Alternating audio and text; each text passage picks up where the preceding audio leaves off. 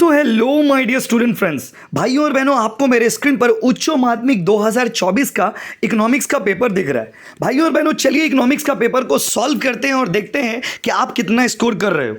ठीक है बाबू, चलिए मैं एक्सप्लेनेशन के साथ आपको सॉल्यूशन दे रहा हूं।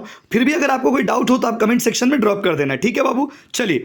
मार्जिनल कॉस्ट कर्व क्या होता है? तो मार्जिनल कॉस्ट का शेप यू होता है। तो इसमें राइट आंसर क्या होगा? Initially slope down then slope up, तभी तो यू बनेगा बाबू। Clear? Second order condition for profit maximisation क्या होगा? प्रॉफिट मैक्सिमाइजेशन का फर्स्ट कंडीशन है एमसी इक्वल टू एमआर, और दूसरा कंडीशन है MC must cut MR from below. MC must cut MR from below. इसका राइट आंसर क्या होगा? MC upward, slopes upward. Right answer होगा 2 का 4th वाला। ठीक है बाबू, 2 का 4th वाला राइट आंसर होगा। ठीक है, चलिए क्लियर है? आप कमेंट करके ज़रूर बताना आप कितना स्कोर किया। वीडियो को सारे ट्यूशन के ग्रुप में सारे जगह पे फैला दीजिए, क्योंकि जैसे एग्जाम खत्म होगा मैं आपको सॉल्यूशंस भेज दिया करूंगा। आप मैच कर लेना, आप कितना स्कोर किया कितना स्कोर नहीं किया, आपको कॉन्फिडेंस होगा, कॉन्फिडेंस आएगा। If the law of supply holds, supply curve will be. Supply curve normally कैसा होता है? Upward rising. Oh my God, को तो easy. One of the condition for equilibrium under the monopoly market. Monopoly market में equilibrium का क्या condition है? किसी भी मार्केट में एक कंडीशन होता है M R equal to M C, marginal revenue marginal cost के बराबर होना चाहिए। अगला है सिंपल केन्सियन मॉडल में इन्वेस्टमेंट मल्टीप्लायर कैसा होगा? इन्वेस्टमेंट मल्टीप्लायर का राइट एग्जैक्ट आंसर होता है 1/1 माइनस एमपीसी। इसका डीप मीनिंग हो गया 1/एमपीएस, तो एग्जैक्ट आंसर होगा 1/एमपीएस। क्लियर है गाइस? क्लियर है? बजट डेफिशिएट कब होगा? डेफिशिएट मतलब होता है ओवर खर्चा। ओवर खर्चा कब होगा? जब एक्सपेंडिचर ज़्यादा होगा और इनकम कम होगा। राइट आंसर होगा बी वाला, देख लीजिए।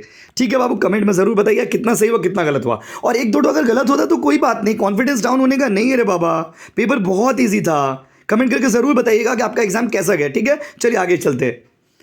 Difference between maximum minimum value is known as range. Maximum minimum value का डिफरेंस को क्या बोलते हैं? Range. National Rural Employment Guarantee introduce कब हुआ था? National Rural Employment Guarantee scheme was introduce in the year 2005। बात समझे? लेकिन ये चालू हुआ था 2006 से।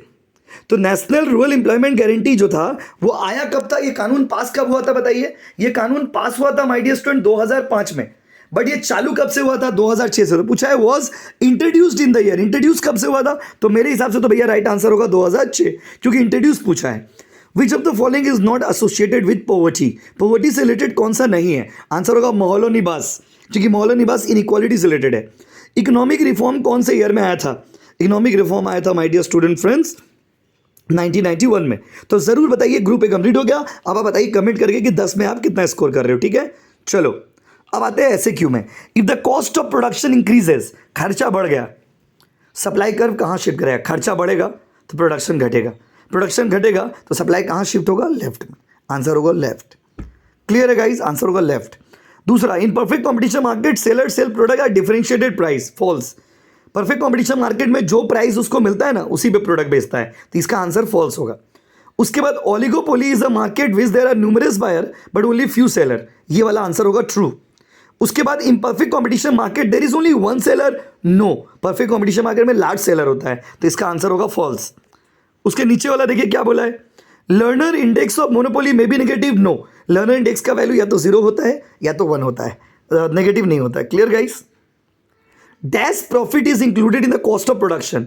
नॉर्मल प्रॉफिट, आंसर होगा नॉर्मल प्रॉफिट। अगर आपने उसके और वाला किया है तो कॉस्ट डिटरमाइनिंग प्राइसिंग थ्योरी में सप्लाई कर्व ऑफ इंडस्ट्री क्या होता है लॉन्ग रन में? आंसर होगा हॉरिजॉन्टल।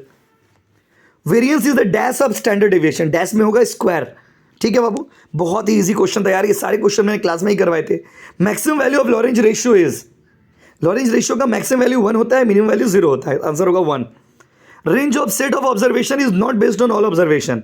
रेंज सारे नंबर को कंसीडर नहीं करता है, ट्रू, क्योंकि रेंज जब हम निकालते हैं तो या तो मैक्सिमम लेते हैं और मिनिमम लेते हैं। Dash unemployment is found only in agriculture sector.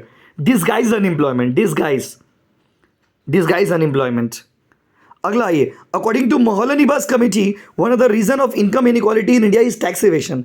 लोग टैक्स का चोरी करते हैं, इसलिए देश में हम लोग का इनइक्वालिटी है। तो ये ट्रू है, one of the reason true है। फॉर नरसिम्हा कमेटी रिपोर्ट कब जमा हुआ था? नरसिम्हा कमेटी का रिपोर्ट जमा हुआ था 1994 में, याद रखिएगा। नरसिम्हा कमेटी का रिपोर्ट जमा कब हुआ था? वो 1994 में। अगला क्वेश्चन है, dash committee was setup in 1993 for suggesting reform in insurance sector. तो इंश्योरेंस सेक्टर के लिए क्या बनाया था बताओ, चिल्ला चिल्ला के पढ़ाए थे, मल्होत्रा कमेटी। और GATT came into effect in the year 1948। Answer होगा ट्रू। क्लियर है गाइस। अगला था law of demand, easy question है।